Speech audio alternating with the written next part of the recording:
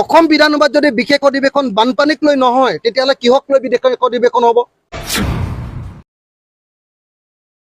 তেওঁলোকে সাম্প্ৰদায়িক বিষয়ক লৈ হিন্দু মুছলমানৰ ৰাজনীতিক লৈ বিশেষ অধিৱেশন পাতিব পাৰে।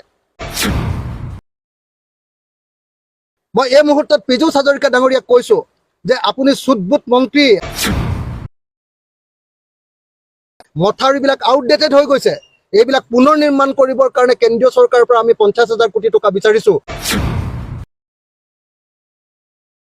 কিন্তু অসমৰ বানপানী সমস্যা, অসমৰ আটাইতকৈ ডাঙৰ জাতীয় সমস্যাটোক লৈ এখন বিশেষ অধিৱেশন যেতিয়া আয়োজন কৰিবৰ কাৰণে মই দাবী উত্থাপন কৰোঁ, সেইটো ৰাজনীতি কৰা বুজায়।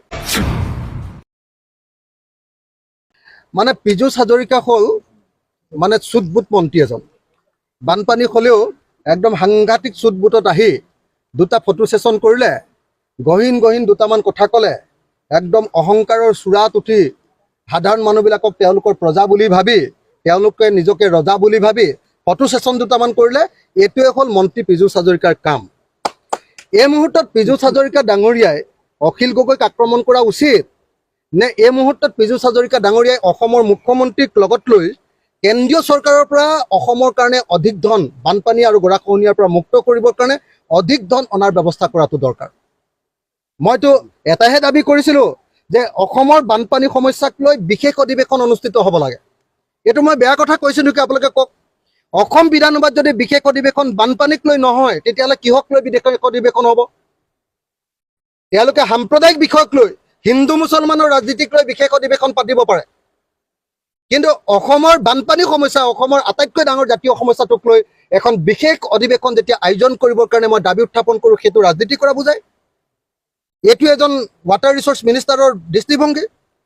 তাৰমানে তেওঁ ৱাটাৰ ৰিচোৰ্চটোক মানে সঠিকভাৱে চলাবলৈ তেওঁ মন নাই। এইটোক লৈ কেৱল পলিটিক্স কৰাৰ মন, এইটোক লৈ অখিল গগৈক গালি পৰাৰ কেৱল মন, এইটোক লৈ বিৰোধী কংগ্ৰেছ বিজেপি কৰাৰ মন, এইটোক লৈ বিজেপি ৰাইজৰ দল কৰাৰ মন তেওঁ। মই এই মুহূৰ্তত পীযুষ হাজৰিকা ডাঙৰীয়াক কৈছোঁ যে আপুনি চুটবুট মন্ত্ৰী, আপোনাৰ চুটবুটবিলাক সলকাওক, অলপ হাফ পেণ্ট পিন্ধি লওক, বানপীড়িত অঞ্চললৈ আহক।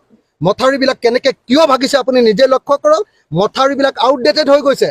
এইবিলাক পুনৰ নিৰ্মাণ কৰিবৰ কাৰণে কেন্দ্ৰীয় চৰকাৰৰ পৰা আমি 50,000 কোটি টকা বিচাৰিছোঁ। আপুনিও কেন্দ্ৰীয় চৰকাৰক পইচা বিচাৰিবলৈ সাহস কৰক। আপুনি মানুহৰ ওচৰত বৰমতা আৰু কেন্দ্ৰীয় চৰকাৰৰ ওচৰত আকৌ আত্মসমৰ্পণকাৰী, কেন্দ্ৰীয় চৰকাৰৰ ওচৰত আকৌ কেঁচুটোৰ নিচিনা। গতিকে এই মুহূৰ্তত মই পীযুষ হাজৰিকা ডাঙৰীয়াক ৰাজনীতি নকৰি পীযুষ হাজৰিকা ডাঙৰীয়াক ভাঙি পৰা মথাউৰিবিলাক নিৰ্মাণ কৰিবৰ কাৰণে আৰু দুৰ্বল মথাউৰিবিলাক সবল কৰিবৰ কাৰণে বিহিত ব্যৱস্থা গ্ৰহণ কৰিবৰ কাৰণে আৰু তাৰ কাৰণে কেন্দ্ৰীয় চৰকাৰৰ পৰা পইচা আদায় কৰিবৰ কাৰণে এই মুহূৰ্তত মই তেওঁক আহ্বান জনাইছোঁ।